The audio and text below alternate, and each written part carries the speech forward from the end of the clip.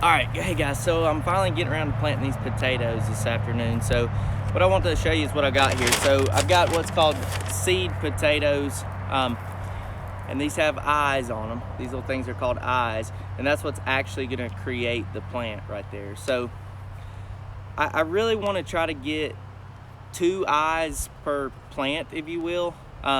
If this had multiple eyes on it, I may cut it in half, so I could get more plants out of one.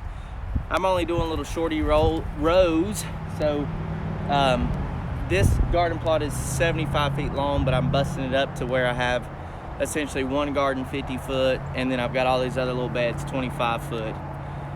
For me, I like everything kind of standardized, so all my other garden plots are actually 50 foot. But since the property line's over there, I'm kind of bound with what I've got. That's why I split that up. So at any rate, so I've got a couple different varieties that I'm planting today. I'm planting Kennebec. Everything I've got is early season, meaning they'll mature early. They're an early potato. So I'm gonna get them into the ground today. I broad forked the beds. I'm about to mend the beds with some fertilizer, and I'm gonna lay them out approximately every 10 inches to 12 inches and then just put them in the ground. I'm not gonna go through and dig a little furrow and then lay them in and then heal them up.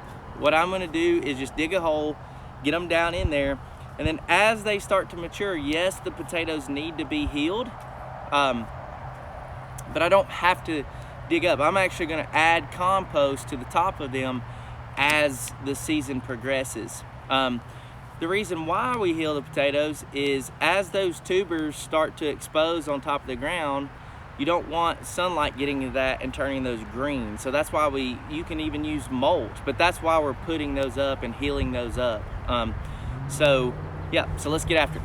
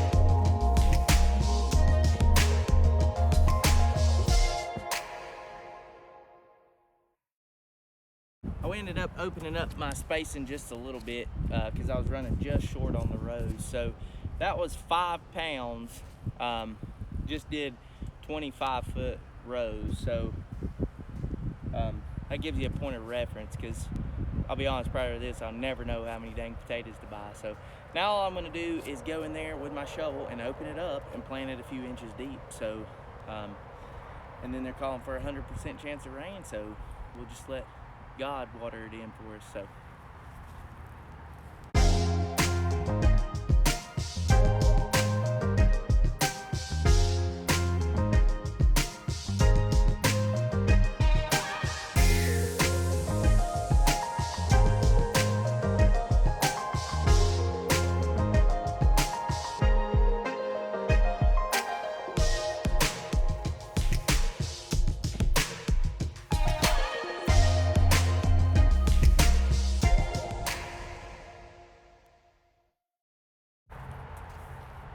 so you can see how quick that can go there. Got tired. So you may notice one thing I want to preface here: we didn't till this. These beds have been here. There's a permanent beds, and we have permanent walkways. It may have looked like I'd tilled that and it was easy to work, but I didn't do that. So, and it's got a lot of deep compost mulch. So when I first built the beds, I put, I think, 6 inches of compost. So it's really well amended soil. And so it's just easy to work in. So hopefully we'll get some nice potatoes on it. You know, one other thing too about me opening up the spacing, it's not a big deal. What I've learned over the years gardening is, you know, thin to win. If you give them a little bit more room, sometimes it's totally worth it. Trying to play with that spacing to get optimal spacing to where you're getting a lot of production, but you know, you're getting your days to maturity as fast as you can get them too. So, all right, I hope you like that stuff. Thanks.